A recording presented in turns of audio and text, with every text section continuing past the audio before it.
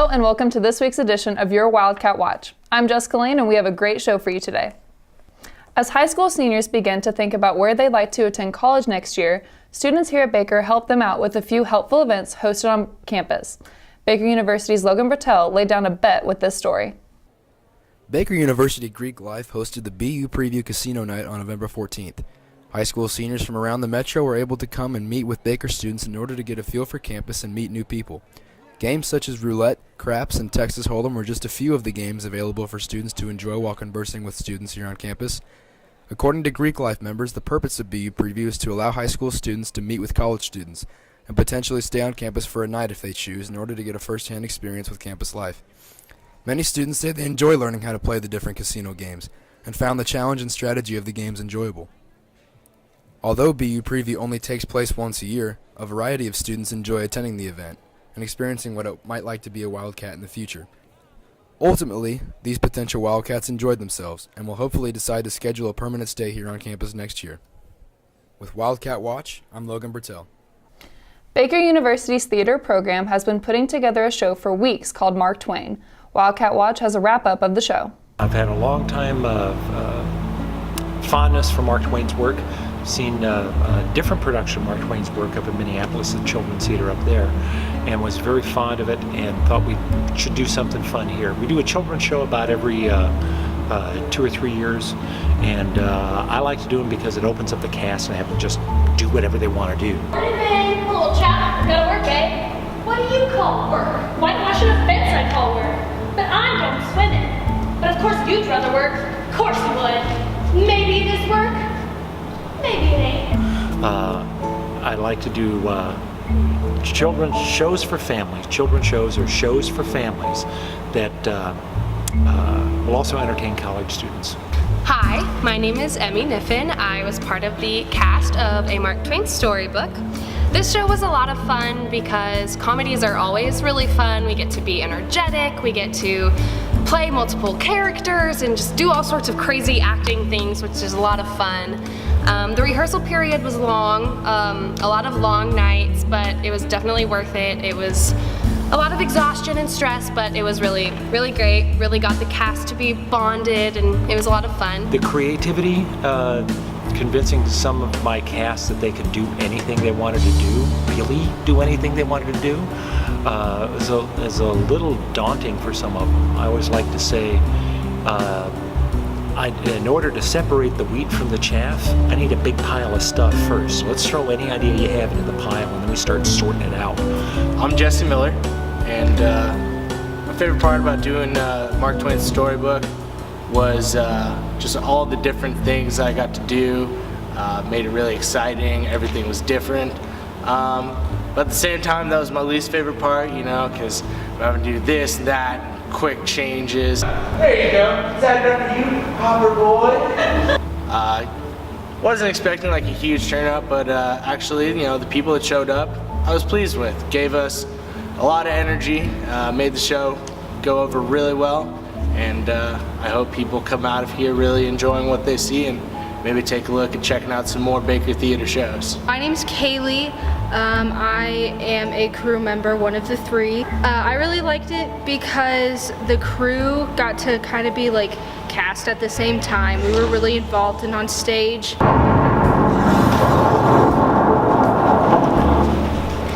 poisoned, or got his finger shot off. He never got anything he deserved. We had 5 weeks to work on it, but really none of those weeks were full weeks of rehearsal until the very end. So it's been a bit of a challenge for the consistency of the cast coming along as well. But they worked very hard, and I think we put together a nice package. I'm very proud of this one. This week is International Education Week. I got the chance to sit down with Lexi Neone and get a summary of this week's events and what challenges she's faced being an exchange student. And what is your position right now with the international stuff? Okay, so I coordinate all international students. We have various meetings during the semester just to bring us all together, various events, and then we're currently having our International Education Week. And what goes on during this week? There's acknowledgement of international students and international education as a whole. So we have like various activities that are planned. Like tomorrow we have taste of cultures where we'll have different teas and coffees from different places around the world.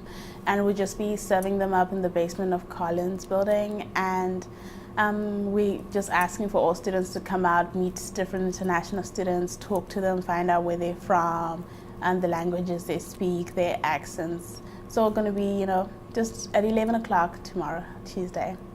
And then we're going to have a movie that's going to be shown on Wednesday.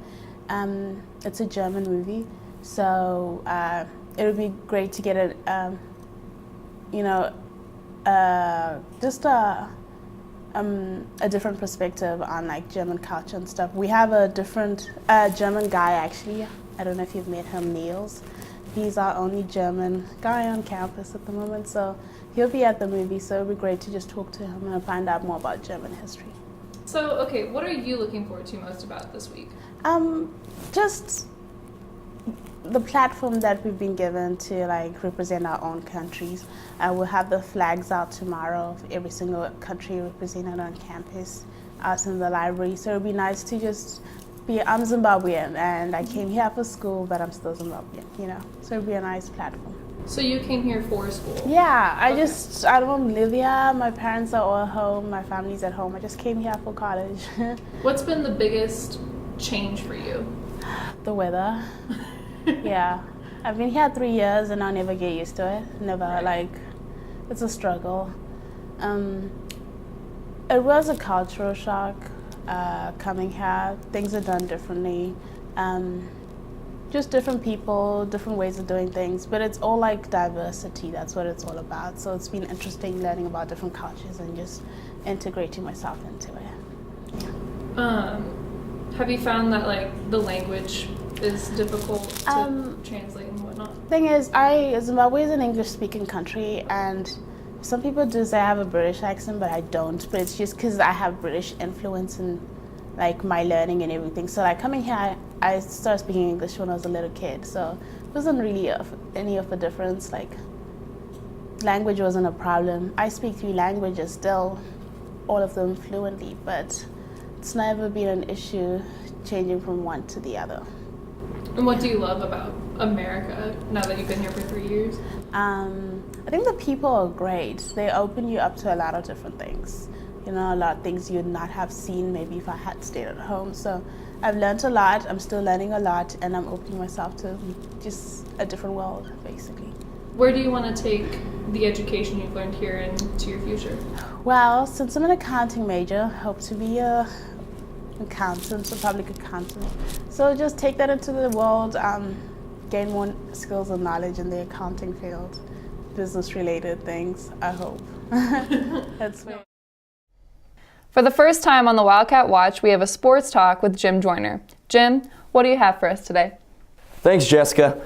Welcome into Baker Sports Talk with Jim Joyner. I'm Jim Joyner. This past weekend was another huge weekend for Baker athletics, and women's soccer and volleyball concluded last weekend, but football, men's soccer, wrestling, and both women's and men's basketball teams, they were in action. The men's soccer team finished off its magical conference tournament run with a 3-1 win in the conference championship game at Culver Stockton on Saturday afternoon. Baker conceded a goal in the 15th minute but responded back immediately in the 33rd with a goal from senior Preston Phillips that was probably intended to be a cross. This was his second goal of the season. But just 6 minutes later, first-team all-conference defender Amir Didik stood over a set piece from 25 yards out and burned the Culver goalkeeper to the near post with a rifling free kick and gave Baker a 2-1 lead at halftime. And this was also Didik's team-leading 11th goal of the season. Baker sealed the game in the 68th minute when Keaton Ankers found Jordan Thacker in the middle of the box, and Thacker cashed in and clinched the HAC title for the men's soccer team for the second consecutive season.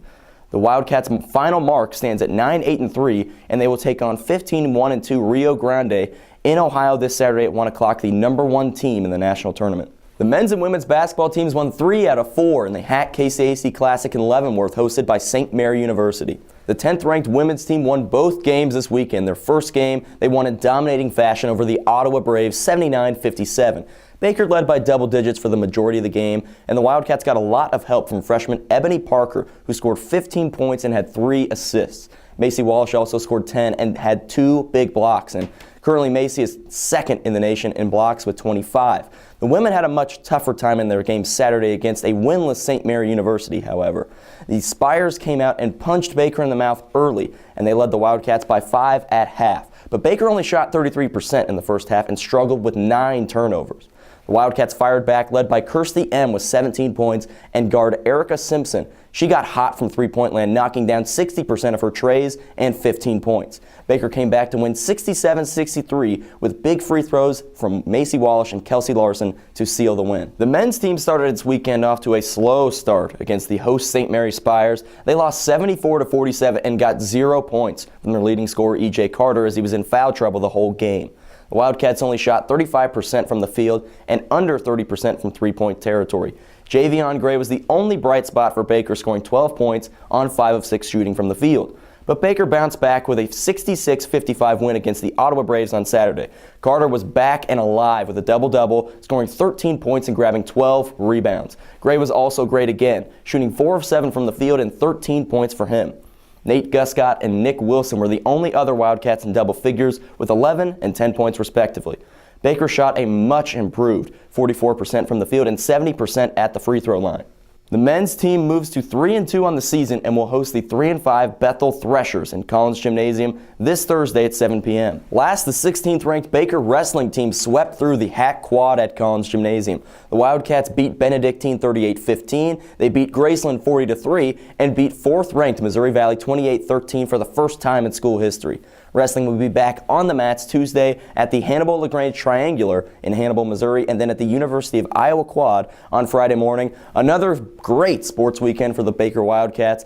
The winter season is practically here, and if you haven't been able to tell already by the cold temperatures, it's alive. It's winter basketball season. Thanks for watching Baker Sports Talk with Jim Joyner. I'm Jim Joyner. Back to you, Jessica. Thanks, Jim. This week on the Baker Beat, Bailey Cabrey decided to ask students what their plans are for Black Friday. Hello and welcome to this week's Baker Beat. I'm on campus asking students about the rush of Black Friday and what their plan is. Let's take a look. Oh man, first off, this is my 5th year in a row Black Friday shopping. It's my favorite holiday. We usually finish dinner like around 8 or 9, like after dessert and everything in our naps, and then take about a power nap until midnight. Get up, get ready to go out, and we hit the plaza. Me and my cousins around probably like 1:32ish. Get there at Urban Outfitters first, and we shop until about 4, and then we make our way down to H&M down the street and stand in line for about 30 minutes, and then we're in H&M until like 7 o'clock, and then we go home and we eat leftovers. That's about it. This week we are asking students about the rush of Black Friday. So how do you plan to conquer it?